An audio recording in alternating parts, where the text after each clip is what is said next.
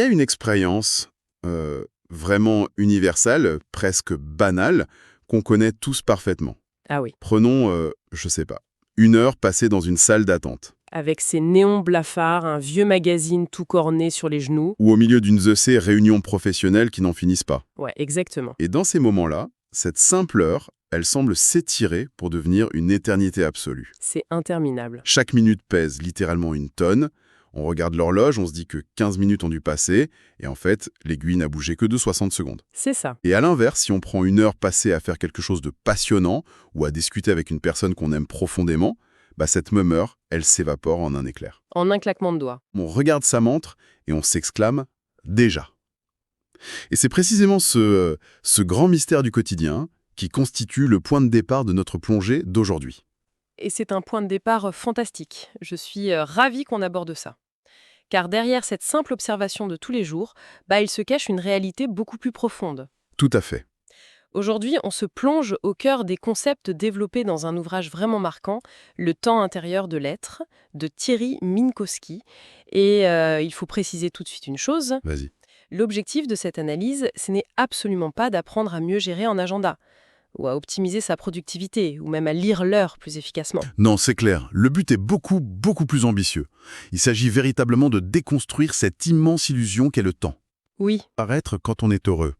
exactement. Le cadre posé par cet ouvrage repose sur une distinction vertigineuse. Une vraie ligne de faille entre deux réalités qu'on confond en permanence. D'accord. D'un côté, il y a le temps physique, le temps cosmique, celui qui est mesuré par les horloges atomiques, celui qui régit la danse des planètes. Le temps de l'univers, quoi. Voilà. Et de l'autre côté, il y a ce que l'auteur appelle le temps subjectif, le temps intérieur de l'âme humaine. Et la thèse centrale, ce n'est pas simplement de dire que notre perception varie selon notre humeur, Ce serait un peu trop simple. beaucoup trop simple. Le livre démontre comment le temps cosmique et le temps intérieur sont en réalité les miroirs l'un de l'autre. Le temps qu'on ressent à l'intérieur de soi est en fait l'indicateur le plus précis et le plus impitoyable de notre état de présence au monde. Bon, démêlons un peu tout ça. Parce que pour vraiment saisir ce concept de temps intérieur, le texte nous oblige d'abord à faire un détour fascinant par la physique pure et dure. Oui, il faut passer par là. C'est vrai que culturellement, on a presque tous tendance à imaginer le temps comme une sorte de grand fleuve majestueux, tu sais, très régulier, immuable. Le fameux temps absolu de Newton. C'est ça. Un fleuve qui coulerait exactement à la même vitesse pour tout ce qui existe, de la même manière depuis le Big Bang. Mais la physique moderne a complètement pulvérisé cette vision classique. Totalement pulvérisé, oui. Et l'ouvrage s'appuie d'ailleurs sur les principes de la relativité d'Einstein pour asseoir son propos philosophique. Parce que la physique a prouvé que le temps n'est absolument pas un fleuve tranquille. Pas du tout, le temps est élastique. Il se déforme, il se tord, il réagit à son environnement. L'exemple classique et qui est souvent cité dans ce contexte, c'est le fameux paradoxe des jumeaux. Ah oui, celui où l'un part dans l'espace et l'autre reste sur Terre. C'est ça. Imaginons deux jumeaux. L'un reste tranquillement sur Terre et l'autre embarque dans un vaisseau spatial qui voyage à une vitesse proche de celle de la lumière. D'accord. Lorsqu'il revient sur Terre, après ce qui lui a semblé être quelques années de voyage, il découvre que son frère resté sur la planète est devenu un vieillard ou est même décédé depuis des décennies. C'est fou quand on y pense. Le mouvement fulgurant a littéralement ralenti l'écoulement du temps pour le voyageur. Et ce n'est pas de la science-fiction, c'est une loi physique parfaitement mesurable. Mais d'ailleurs, la vitesse, c'est pas la seule chose qui déforme le temps. La gravité joue aussi un rôle fondamental, n'est-ce pas? Absolument. Et c'est là que le lien avec notre conscience va commencer à poindre. Le temps se courbe et s'épaissit sous l'effet de la masse. Plus un objet est massif, plus sa gravité est forte, et plus le temps s'écoule lentement à sa surface. Donc une planète, ça ralentit le temps. Oui, une étoile le ralentit encore plus. Et un trou noir, avec sa masse quasi infinie, fige littéralement le temps à son horizon. C'est vertigineux. Et pour donner une idée de la réalité concrète de ce phénomène, prenons les satellites GPS qui tournent en orbite autour de la Terre. Ah ouais, les GPS qu'on a tous dans nos téléphones. Exactement.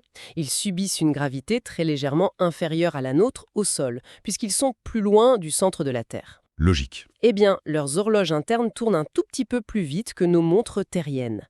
Si les ingénieurs ne corrigeaient pas constamment cette distorsion gravitationnelle du temps, nos applications de navigation accumuleraient des erreurs de plusieurs kilomètres en une seule journée. Attends, donc si je comprends bien, la matière, la densité, on pourrait faire d'ancrer le temps. Plus il y a de masse, plus le temps devient lourd, lent, épais.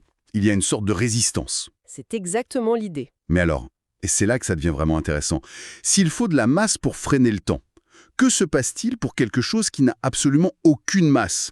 Prenons la lumière. C'est la question parfaite, et c'est le cas limite que l'auteur introduit avec brio. Prenons effectivement le photon, la particule fondamentale de la lumière. Oui, Par définition en physique, le photon n'a aucune masse, zéro. Et la conséquence mathématique et physique de cette absence de masse est tout simplement hallucinante. Pour le photon, le temps n'existe pas. Zéro masse équivaut à zéro écoulement du temps. attends, il faut qu'on s'arrête là-dessus une seconde. Ça veut dire que de son point de vue à lui, le photon ne vieillit jamais. De son point de vue, l'univers est figé dans un instant éternel. Imaginons un photon émis par une étoile située aux confins de la galaxie il y a, disons, plusieurs milliards d'années selon nos horloges humaines. D'accord, un très long voyage. Ce photon traverse le vide glacial de l'espace cosmique et finit sa course, aujourd'hui, en frappant la rétine d'un astronome qui regarde dans un télescope. Pour nous, ce voyage a duré des milliards d'années. Oui, on appelle ça des années-lumière pour mesurer la distance d'ailleurs. C'est ça. Mais pour le photon, puisqu'il n'a pas de masse et voyage à la vitesse de la lumière, son départ de l'étoile lointaine et son arrivée dans l'œil humain constituent un seul et unique instant. Le même instant. Le même instant, il n'y a pas de durée. Le photon est l'entité du présent absolu.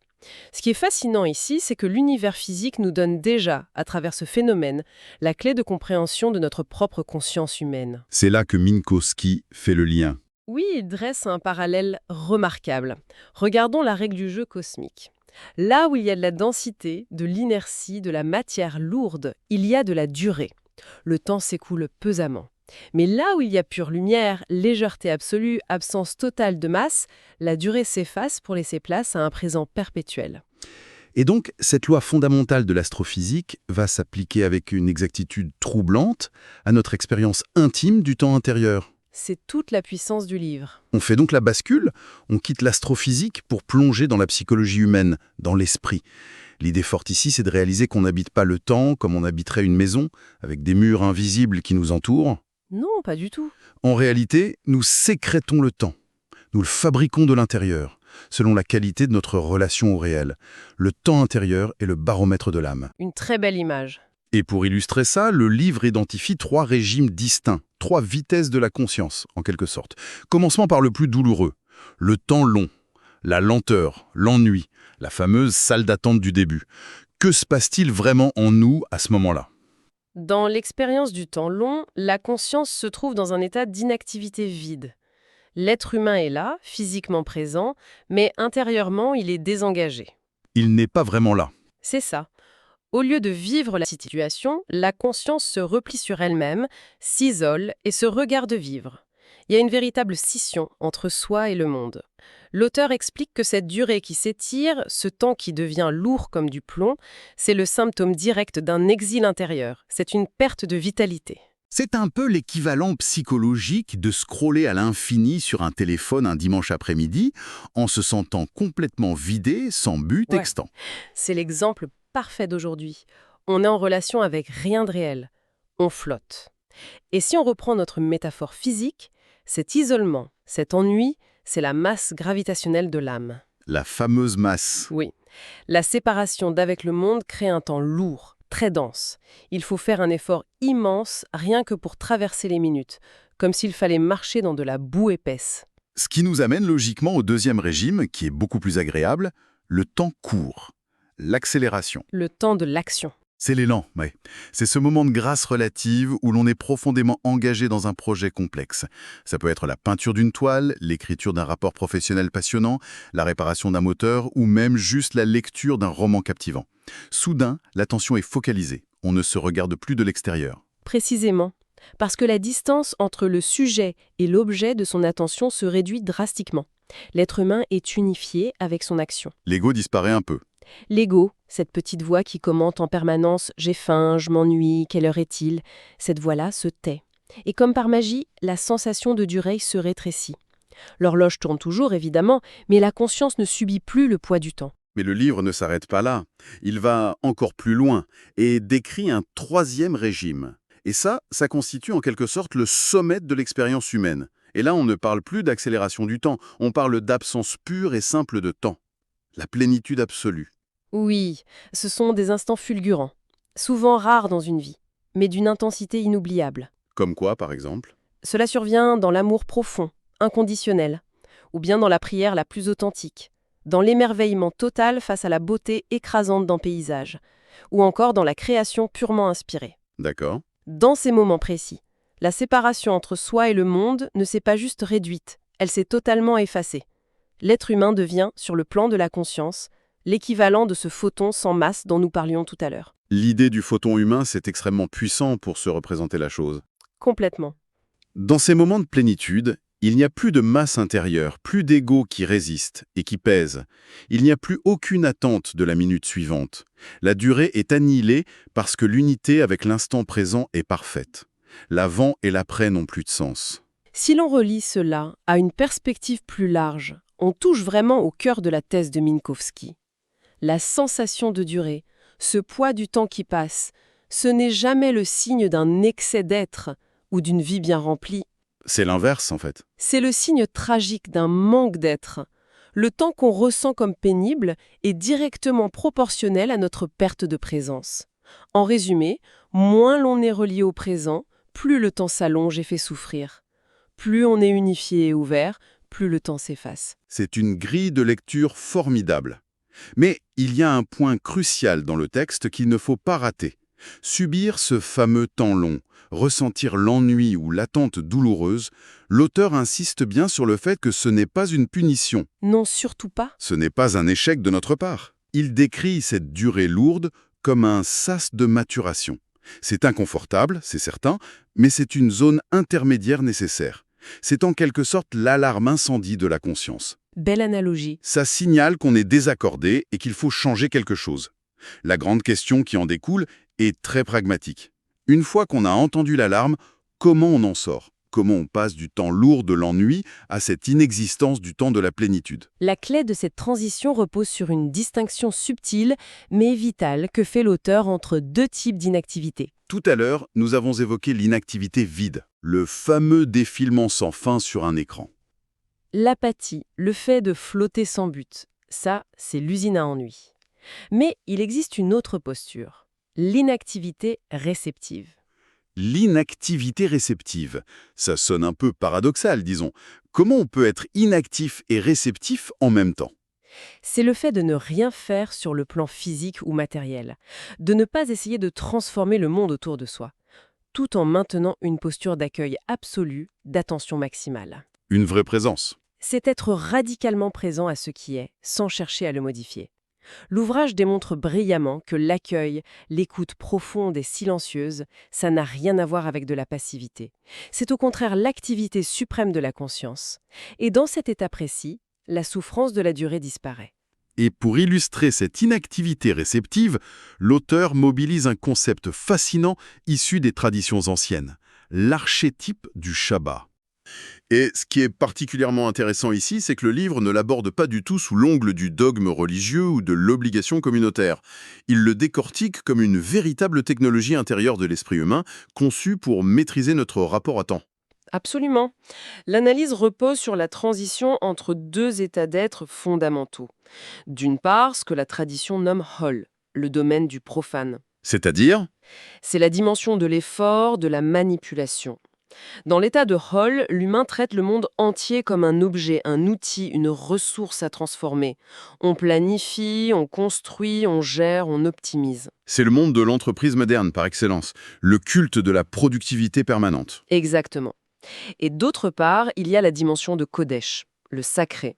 Et l'acte sacré par excellence, ce n'est pas de faire un rituel complexe, c'est d'arrêter d'agir sur le monde. Arrêter de produire. C'est de cesser d'être un opérateur pour redevenir un sujet pur qui reçoit et qui s'émerveille. C'est renoncer temporairement à transformer la réalité. Il y a cette métaphore vraiment frappante dans le texte. Le Shabbat y est décrit non pas comme un bâtiment, une église ou un temple fait de briques et de pierres, mais comme une architecture protectrice bâtie directement dans le temps. Magnifique image. C'est puissant, parce qu'aujourd'hui on passe notre vie à bâtir dans l'espace physique, mais on laisse notre temps à l'abandon, livré au chaos de l'urgence. C'est la tentative ancestrale de guérir une fracture douloureuse inhérente à la condition humaine. Nous sommes constamment tiraillés entre notre devenir perpétuel, tu sais, l'injonction à faire toujours plus, à atteindre le prochain objectif, à rayer une ligne de plus sur la liste des tâches. On connaît tout ça. Et de l'autre côté, notre droit fondamental et inaliénable à l'être. Simplement exister au présent. Bâtir ce sanctuaire temporel permet de suspendre la mécanique du faire pour restaurer la dignité de l'être. Et pour boucler avec nos lois de la physique temporelle, à l'intérieur